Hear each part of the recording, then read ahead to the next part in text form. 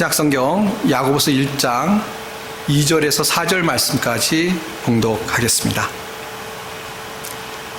야고보서 1장 2절에서 4절 말씀까지 봉독하겠습니다. 내 형제들아, 너희가 여러 가지 시험을 당하거든 온전히 기쁘게 여기라. 이는 너희 믿음의 시련이 인내를 만들어낸 줄 너희가 알미라. 인내를 온전히 이루라. 이는 너희로 온전하고 구비하여 조금도 부족함이 없게 하려 함이라.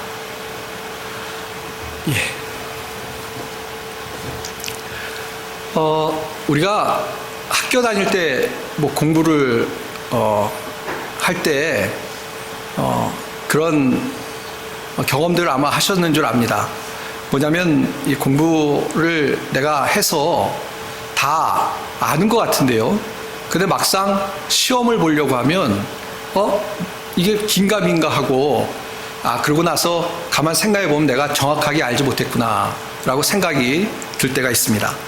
그래서 내가 정말 공부한 것을 잘 알고 있느냐 모르고 있느냐 확인하기 위해서 미리 모의고사라고 하는 미리 시험을, 그러니까 내 실력을 좀 측정해보는 그런 시험을 보는 것이 참 중요합니다.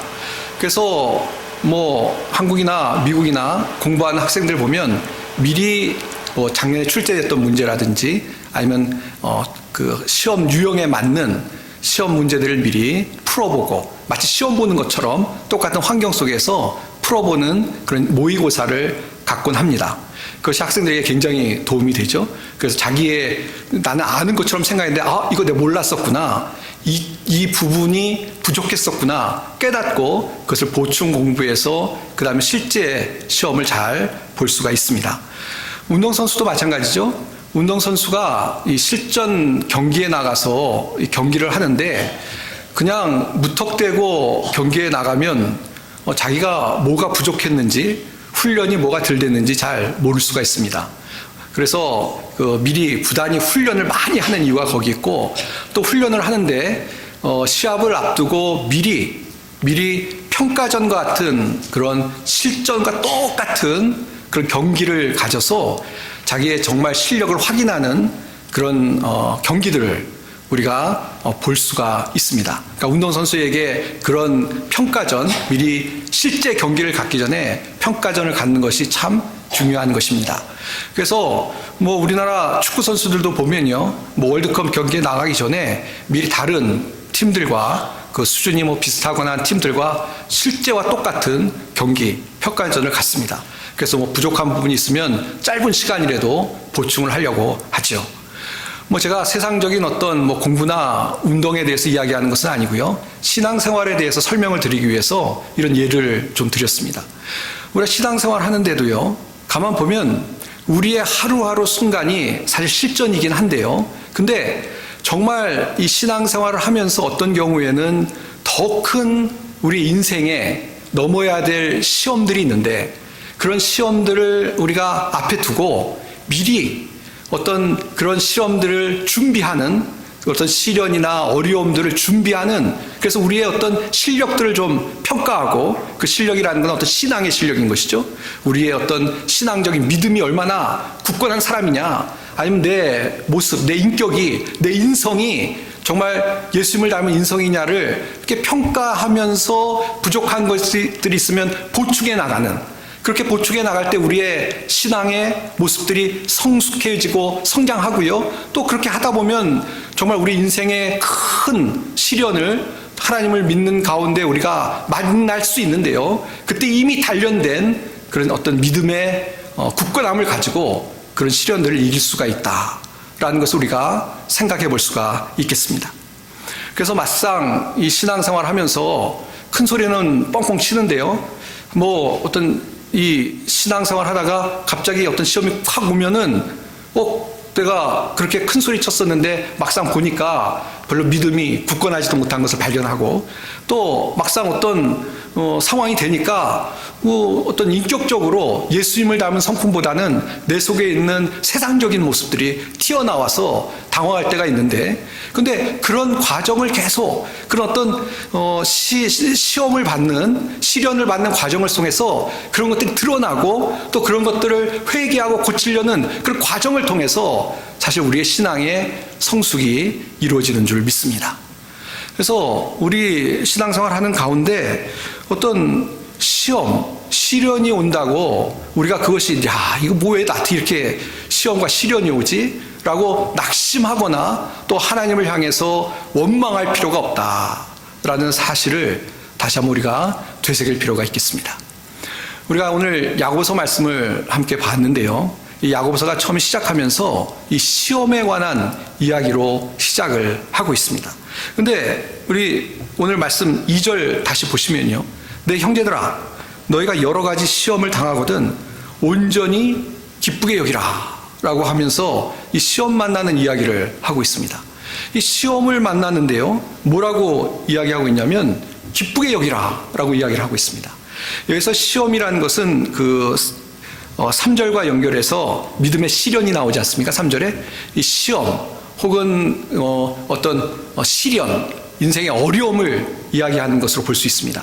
근데 그런 인생의 시련이 왔을 때 그 시련이 나에게 시험으로, 테스트로 나에게 왔을 때 성경은 뭐라고 얘기하냐면 기쁘게 여기라 라고 이야기하고 있습니다. 이 시련이라는 것이 그렇죠. 뭐 사람마다 시련의 모습이 다를 수 있습니다. 어떤 사람에게는 이 건강에 문제가 생길 수도 있고요. 그래서 너무나 건강 때문에 여러 가지 불편하고 또 힘들 수도 있습니다.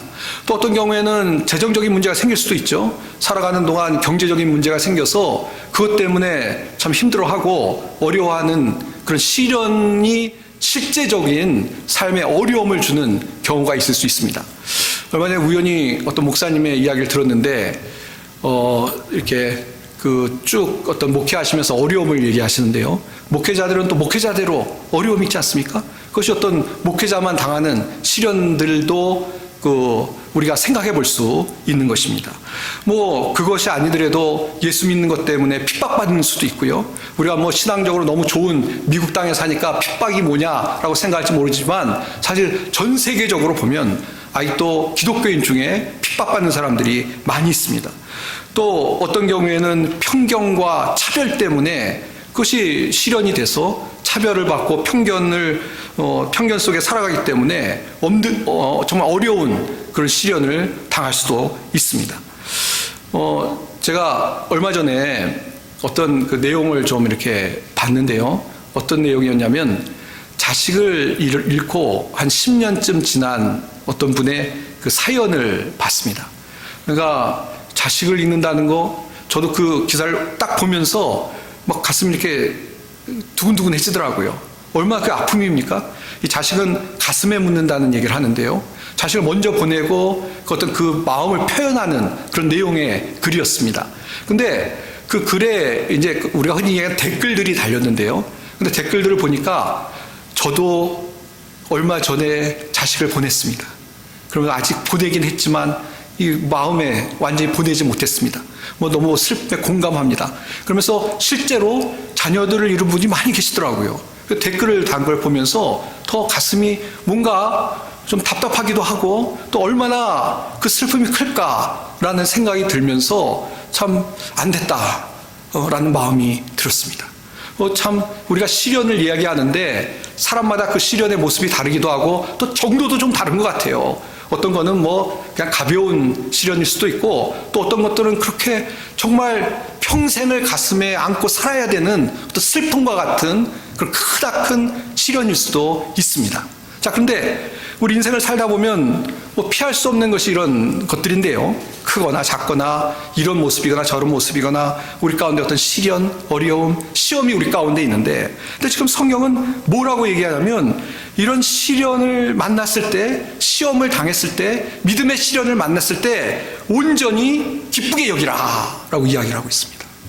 그러니까 시험을 딱 만났을 때 대부분 뭐 기억나실지 모르겠습니다만 학교에서요. 다음 주에 시험 봐! 딱 선생님이 얘기하면 다들 그냥 소리치고 난리가 납니다. 왜냐하면 야, 이 죽었구나라는 생각이 들었어요.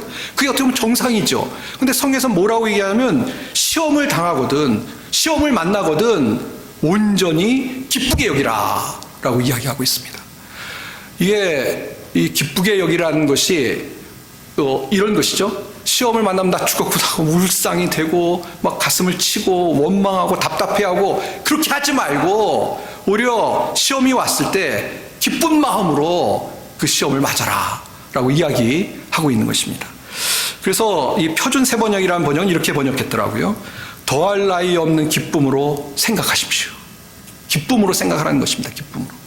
시험을 뭐 저주나 슬픔으로 생각하지 말고 시험을 기쁨으로 생각하십시오. 오히려 시험이 왔을 때 기쁜 마음을 가지십시오 라고 번역을 하고 있습니다. 또 이 메시지라는 성경이 있는데요. 그 성경에는 이 시험을 만나거든 그것을 선물로 여겨라 라고 번역을 하고 있습니다. 그것도 의미가 있는 것 같아요.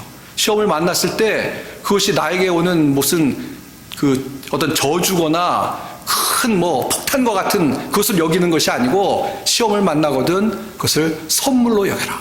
선물로 여겨라. 이게 또 기뻐하는데 앞에 붙는 수식어가 뭡니까? 온전히 기쁘게 여기라. 그냥 척하는 것이 아니고 정말 기쁨으로 여겨라. 정말 그것을 하나님이 주신 나의 선물로 여겨라 라고 이야기를 하고 있습니다. 그러니까 첫 번째 우리가 오늘 본문의 말씀을 생각할 것은 뭐냐면 시험이 왔을 때요. 믿음의 시련이 왔을 때 우리의 반응이 어떻게 해야 되느냐. 그것을 가지고 불평하거나 원망하는 것이 아니라 기쁨으로 여기는, 선물로 여기는, 시험이 왔을 때 온전히 기뻐할 수 있는 그런 우리의 신앙의 모습이 되어야 된다라는 것을 먼저 기억해야 되겠습니다. 자, 근데 이게 참 그렇죠. 아니 시험이 왔는데 기쁘게 여기라. 이게 도대체 말이 돼? 오늘 설교 제목을 그렇게 잡아봤습니다만 시험을 만나면 기쁘게 여기라고요? 정말? 왜? 어떻게? 이런 어떤 의심이, 그런 마음이, 질문이 우리 가운데 생겨날 수 있습니다. 그래서 성경에 보면 그 이유를 이야기하고 있습니다. 왜 우리가 시험을 만났을 때 기쁘게 여길 수 있는지, 또 기쁘게 여겨야 되는지, 그 이유가 이제 3절부터 소개가 되죠. 다시 한번 봅니다. 이는 너희 믿음의 시련이 인내를 만들어낸 줄 너희가 알미라. 4절도 보겠습니다. 인내를 온전히 이루라. 이는 너희로 온전하고 구비하여 조금도 부족함이 없게 하려 함이라. 왜 시험을 만나면 기뻐할 수 있는 이유가 무엇이냐? 왜 기뻐할 수 있느냐? 그 이유가 뭐냐? 뭐라고 얘기하냐면 시험을 통해서 하나님이 우리에게 주시는 선물이 있는데 시험을 인내로 견뎌나가면 그러면 이게 선순환인데요. 우리가 더 인내하는 사람, 모든 걸 견딜 수 있는 사람이 되고 시험을 극복해 나가면 정말 인내하는 그런 믿음의 사람이 돼서 결국은 그것이 우리를 온전한 하나님의 사람으로 비적하기 때문에 그것이 우리에게 기쁨이고 선물이 된다. 그래서 시험을 만나거든 온전히 기뻐하라 라고 우리에게 말씀해주고 있는 것입니다. 좀 설명을 드리면 이런 것이죠. 시험을 만나면요, 이 시험을 통해서 우리가 변화된다는 것입니다. 시험을 통해서 전에는 약골이었는데요, 이제 시험을 만나면 우리가 그 시험을 이기기 위해서 인내해야죠. 그리고 인내하다 보면 더 인내가 생겨요. 이게 참 선순환인데, 그래서 막 더 어떤 전에는 약골이고 맷집도 약하고 그랬는데 이제 신앙의 맷집도 길러지고 그래서 더 성숙한 모습으로 변화가 된다. 그것이 우리에게 시험이 축복으로 복으로 작용을 한다라고 이야기하고 있는 것입니다. 그래서 12절도 보시면요, 12절 넘어 시험을 참는 자는 복이 있나니 라고 하고 있죠. 복이 있다고 얘기합니다. 시험이 복이다 라고 이야기하고 있는 것입니다. 여기서 좀 정리를 더 해야 될 것 같아요. 이 성경에 있는 내용을 좀 더 정리하면 이렇습니다.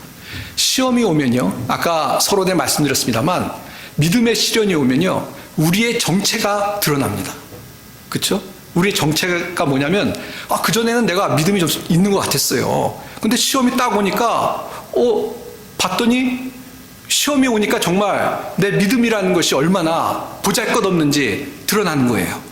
전에는 정말 주여 믿습니다. 내가 주님을 위해서 다 바치고 주님을 위해서 살 수 있습니다라고 얘기했는데 막상 시험이 딱 오니까 주님보다 보이는 것이 어려움이 더 내 앞에 보이고 또 보이는 것이 다 나 왜 이러지? 일이 할 수 있을까? 불안과 염려에 쌓여가지고 막 부들부들 떠는 그런 어떤 우리의 믿음의 정체가 드러납니다. 또 시험이 오면 어떤 정체가 드러나냐면요. 우리 아까 말씀드린 것처럼 인성이 드러납니다.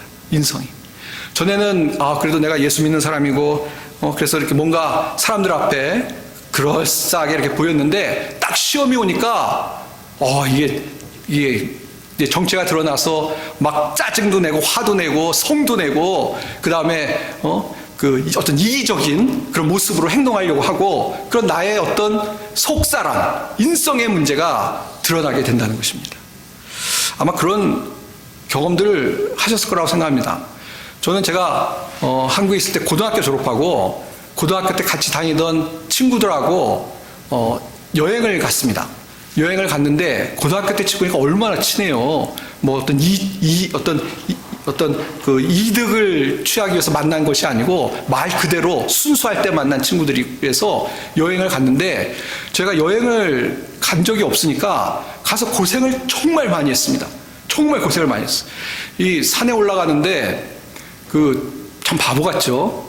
배낭에 이제 짐을 쌓고 왔는데 배낭을 얹고 뒤로 가더라고요. 너무 무거워가지고 배낭을 잘못 싼 거죠. 근데 나중에 봤더니 치약도 세 사람이 다 치약 갖고 오고 뭐 같은 거에 너무 많이 겹치는 거예요. 그러니까 바보 같은 거죠. 그래서 올라가는데 너무 힘든 거예요. 너무 힘들어. 그러니까 나중에 어떻게 되냐면 서로 뭐라고 하나요? 짜증이 나는 거예요. 짜증이. 뭐라고 한마디만 하면 그냥 너 건드리기만 해봐 있다 딱 한마디 나오면 화가 팍 나는 거예요. 왜 그러냐? 힘드니까. 힘들지 않을 때는 그냥 서로 좋게 얘기하고 그러는데 딱 힘드니까 이 본성이 나오는 거죠. 민낯이 드러나게 돼서 그때 알았습니다. 내가 내 속 사람이 이 정도밖에 안 되는구나. 그리고 우리가 친하다고 하지만 그러나 이게 친하다고 해도 건너야 할 산이 많이 있구나 깨달았습니다. 부부관계도 그렇지 않은가요? 연애할 때는 좋아요. 근데 막상 부부가 돼서 살려니 탁 부닥치잖아요. 왜냐하면 연애할 때는 뭐 드러날 필요도 없고 부닥칠 필요도 없죠. 좋은 거 먹고 좋은 데 놀러 가고 하면 되니까. 근데 막상 결혼해서 살려니 그 다음부터 이제 본 모습이 나오는 거죠. 민낯이. 그래서 싸우는 거 아니겠습니까? 좀 옆으로 많이 갔는데요. 뭘 말씀드리려고 그러냐면 시험이 오면 그 사람을 알 수가 있어요. 시험이 오면 나 자신에 대해서 반성하고 회개하는 모습을 갖게 됩니다. 왜? 내 정체가 드러나니까. 기도도 그래요. 예를 좀 들으면 시험이 오기 전에는 뭐 기도하는 거 그냥 적당히 해요. 내가 이 정도 기도하면 되지. 그리고 기도하는데도 그냥 하는 척도 좀 하고 기도하다가 가끔 집안에 무슨 일이 있는 것도 생각나고 왔다 갔다 잡념도 갖고 그러는데 딱 시험이 오면요. 내가 기도를 열심히 안 했구나. 하고 내 정체가 이제 드러납니다. 내가 이렇게 기도하는 게 아니고 정말 간절한 마음으로 기도했어야 되는데 내 기도에 참 부족했어. 라고 정체가 드러나는 것이죠. 그러고 나면 이제 어떻게 됩니까? 그러고 이제 못난 사람이 아니라 정말 하나님의 사람은 이제 아까 말씀드린 것처럼 반성하고 회개하죠. 시험이 오면 반성하고 내가 잘못했습니다. 하나님. 내가 믿음으로 살아야 되는데 믿음이 부족했습니다. 회개하고 내가 기도해야 되는데 기도하지 않았습니다. 기도하더라도 믿음으로 기도하지 않고 오늘 그 야고보서 후반전 다음 주쯤 말씀을 드리고 싶은데요. 기도하는데 의심하면서 바람에 밀려 요동하는 바다 물결처럼 그렇게 기도했습니다. 라고 이야기하면서 그때부터 회개하죠. 그러고 나서 어떻게 됩니까?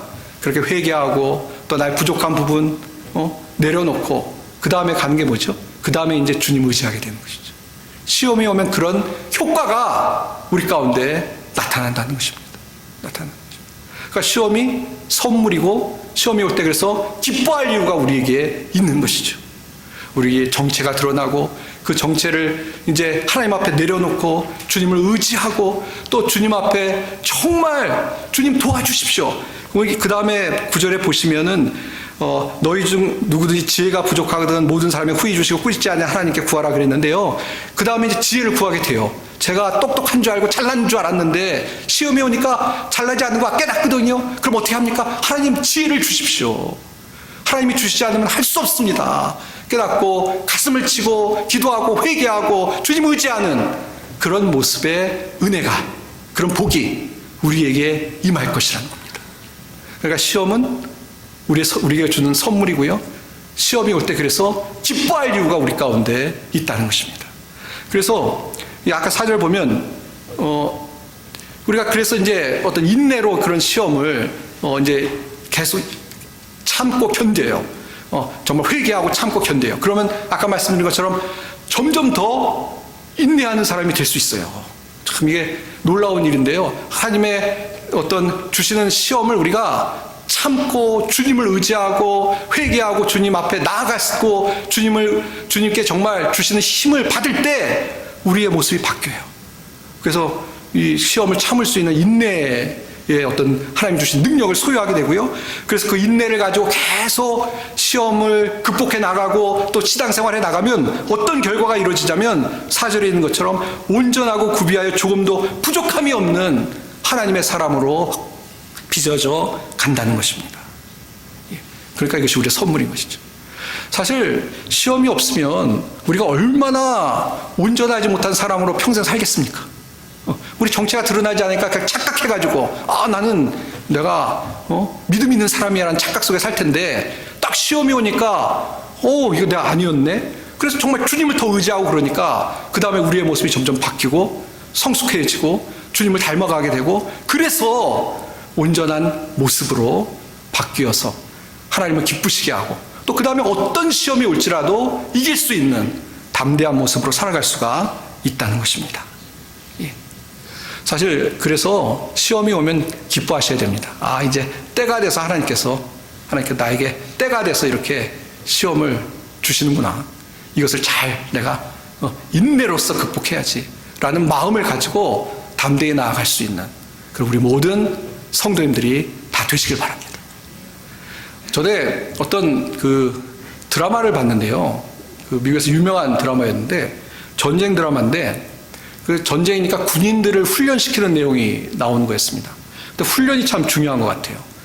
이 훈련을 특별히 거기서는 어떤 내용이 있었냐면 훈련시키는 교관이라고 그러죠. 이 교관이 막 군인들을 엄청나게 훈련시켜요. 그리고 막 이 잘난 척을 많이 해요. 자기는 교관이니까. 근데 나중에 이제 군인들이 모자르니까 이 교관이 그 전쟁에 투입이 됩니다.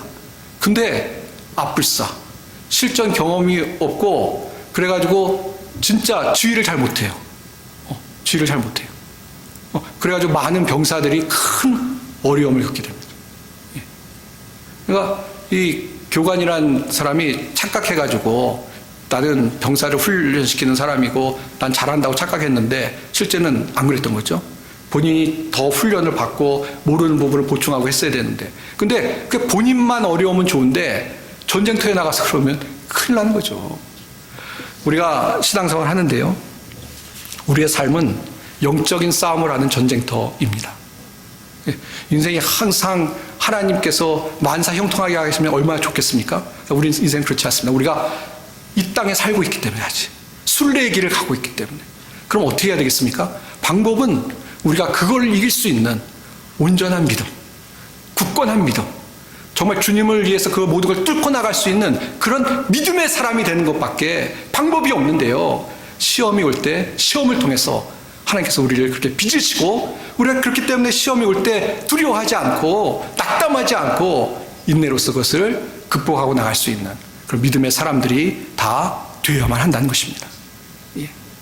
그래서 이 산전수전, 공중전, 우주전 다 겪어야 이 믿음의 사람이 됩니다.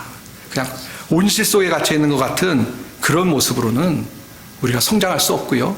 우리가 하나님 그래서 우리에게 시험을 주시고 우리를 테스트하시고 우리를 이끄신다는 걸 기억하고 어떠한 시험 속에서도 원망하거나 불평하는 것이 아니라 낙심하지 않고 주님을 의지하고 나갈 수 있는 우리 모든 성도님들이 다 되시길 바랍니다. 그런 표현도 어떤 분들 쓰시죠. 예방접종이라고. 미리 예방접종하는 게 뭐냐면 죽은 균을 이미 넣는 거거든요. 그래서 그 균을 이길 수 있도록 몸이 하는 것처럼 우리가 어떤 하나님이 지금 나에게 주신 시험이 앞으로 있을 또 앞으로 내 평생 살아가는데 하나님께서 나에게 은혜를 주시는 것이다 라고 생각하고 믿음으로 달려나가는 우리 성도님들이 다 되시길 바랍니다. 이 잠언 14장 4절 말씀 보시면요. 이런 말씀 잘 아시던 말씀이에요. 소가 없으면 구유는 깨끗하려니와 소의 힘으로 얻는 것이 많으니라. 그러니까 귀찮고 그래서 소를 안 둬요. 그러면은 구유는 깨끗하겠죠. 청소할 필요도 없고 뭐 소 배설물이나 소가 먹은 뭐 여물이나 이런 거 안 닦아도 돼요. 편하고 좋을 거예요. 근데 아무것도 못 얻어요. 우리 인생이 그런 거 아니겠습니까? 인생에 뭐 시험이 없어요? 그럼 좋을 것 같아요. 편할 것 같아요. 안 그렇습니다. 안 그렇습니다. 오히려 시험을 통해서 더 얻는 것들이 많기 때문에 하나님께서 그렇게 우리에게 허락해 주신다는 것을 기억하고 하나님이 하신다는 것을 기억하고 주님 앞에 모든 것을 맡기고 오히려 시험을 통해서 변화되고 성숙되어지는 그런 성도님들이 다 되시길 바랍니다. 예. 왜냐하면 왜 이걸 자꾸 강조하냐면요, 시험이 오면요 그냥 원망부터 하려고 그래요. 왜 하나님 이렇게 그러지 마십시오. 우리 살아가시기 때문에 정말 위기를 기회로 주시기 위한 하나님의 큰 뜻이 있다는 걸 기억하고 오히려 주님께 다 맡기고 의지할 수 있는 우리 성도님들이 다 되시길 바랍니다. 이건 제가 지은 말인지 어디서 들은 말인지 저도 잘 모르겠는데요, 하나님이 잔인해서 우리를 시험하시는 게 아니고요, 삶이 잔인해서 시험이 있는 거예요. 삶이 잔인하기 때문에 하나님이 우리를 훈련시키시려고. 그러니까 하나님 원망하실 필요가 없고 오히려 하나님 감사한 마음으로 시험을 이겨나가시면 됩니다. 이제 말씀을 맺도록 하겠습니다.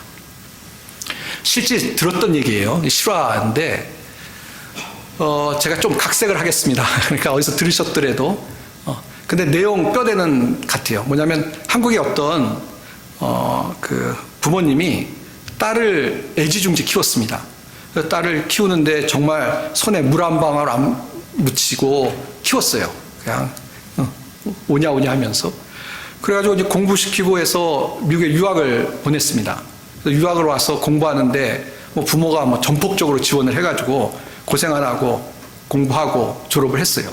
그리고 아예 이제 미국에 눌러 살게 됐습니다. 근데 이 딸이 어렸을 때부터 부모가 오냐 하고 세상 뭐 수고스러운 거 다 안 시키고 다 그러니까 좀 철이 없었던 것 같아요. 그래가지고 부모한테 그렇게 도움을 받았던 부모한테 연락도 안 하고 부모 챙기지도 않고 그렇게 살았다는 것입니다.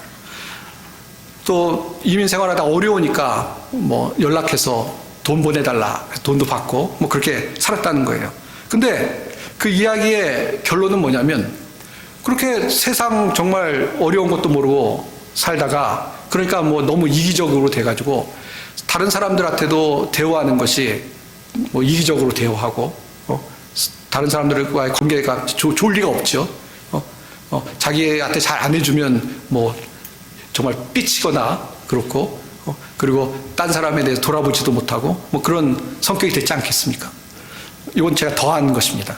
그렇게 이제 살았는데 결국은 그 얘기의 결론은 뭐냐면 그래서 나중에 이 딸도 사기당해가지고 쫄딱 망하고 그리고 뭐 부모도 자녀를 그렇게 키웠는데 자녀와 부모의 관계도 별로 좋아지지 않고 하는 그런 이야기가 있었습니다.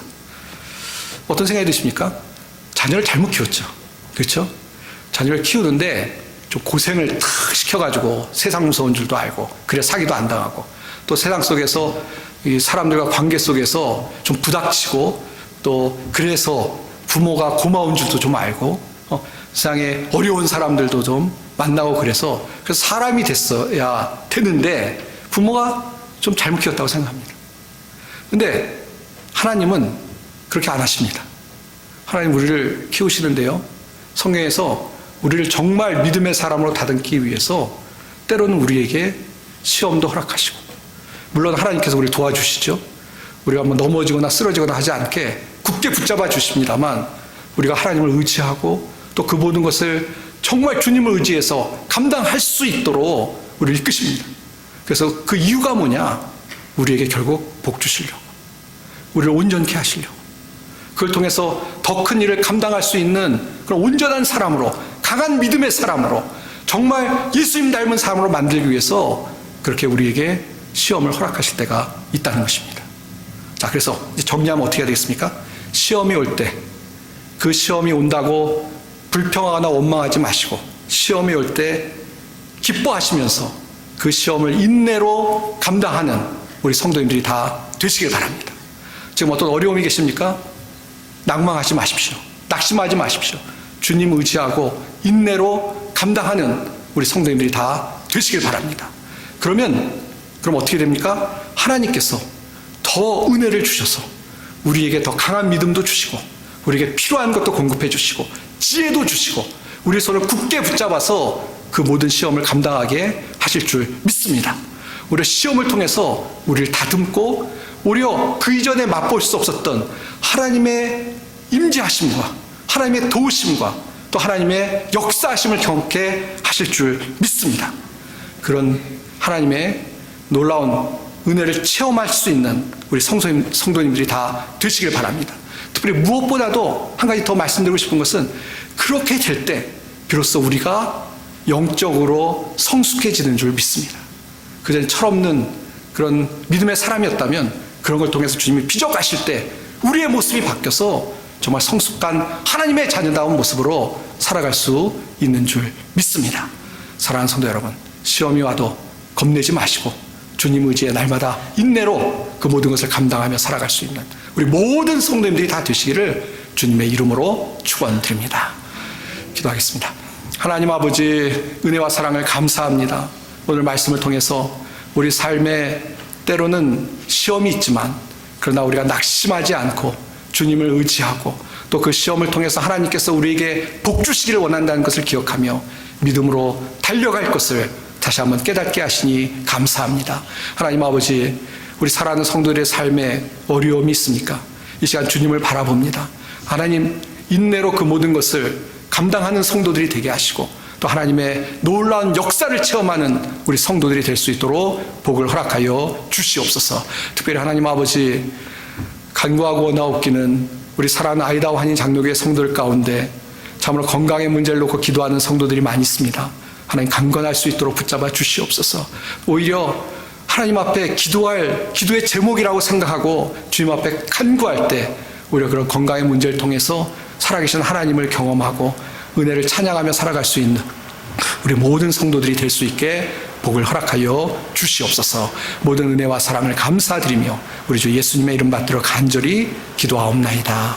아멘.